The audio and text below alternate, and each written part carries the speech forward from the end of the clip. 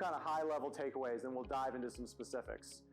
Expectations were pretty firm going into this, and by and large, companies have met those expectations. So we see that broadly as supportive for the rally we've seen in equity markets recently. But under the surface, there's some interesting things happening. At a high level, we had earnings supporting the Magnificent Seven versus the rest of the market last year in a really material way. We're starting to see some divergences underneath that. And so we do think, the history of these acronyms would suggest is they don't stick around for very long. So we do expect some reshuffling to occur throughout the rest of this year. The rest of the market is starting to see better earnings prospects than they had all of last year. However, we still don't see it as a fundamental support for increasing market breadth, as many in the market have been talking about recently. So going forward, we're watching, because there's an interesting dichotomy between earnings growth slowing down for the top of the market, while the rest of the market earning growth rates are starting to pick up. How investors deal with that over the next few months is going to be top of mind for us, especially in the broader macro context. We do think policy matters for markets. And what we've seen over the last few months is a steady decrease in the easing expectations for the Fed in 2024.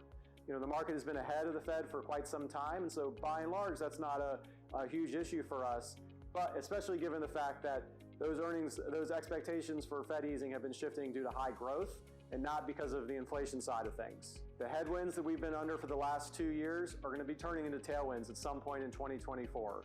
And so the timing, while it's interesting to talk about on a day-to-day, week-to-week basis, we're not paying as much of attention to that. However, we do think the timing does matter for certain parts of the market.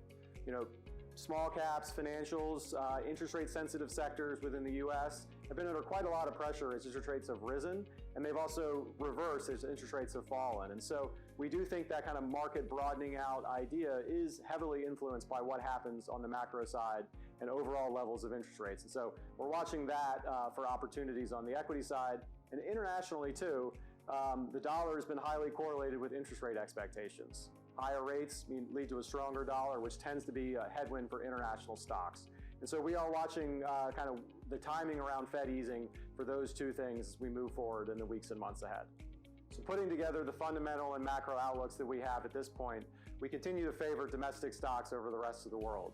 And within that domestic part of our portfolios, the large cap growth and high quality names that have both the strong earnings trends, the gearing towards AI on a secular basis, and really, really strong and healthy balance sheets, low exposure to interest rates. We continue to think those are the parts of the market that you want to be in.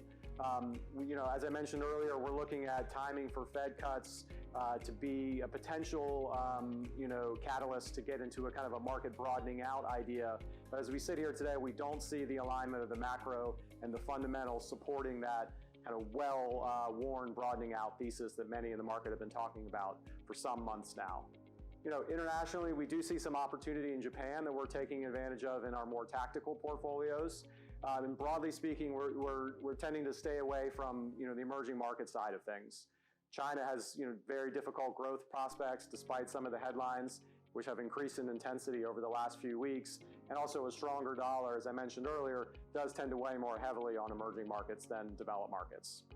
Within fixed income, if you've listened to any of these updates for really quite a while now, we've been singing the same story.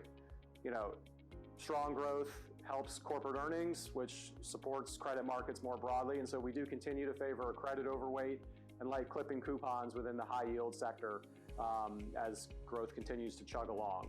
The one thing that has changed on the fixed income side, though, is the Fed outlook is much more balanced than it was over the last 2 years. Put simply, they can consider the growth side of their mandate in addition to the inflation side of their mandate, whereas over the last 2 years, it's really been all inflation all the time. So we do think that increases the attractiveness of duration as a hedge, to a potential economic growth slowdown, which we don't see coming, but you never know what comes around the corner. And so we do think that's something that has been a change on the fixed income side in the last few months.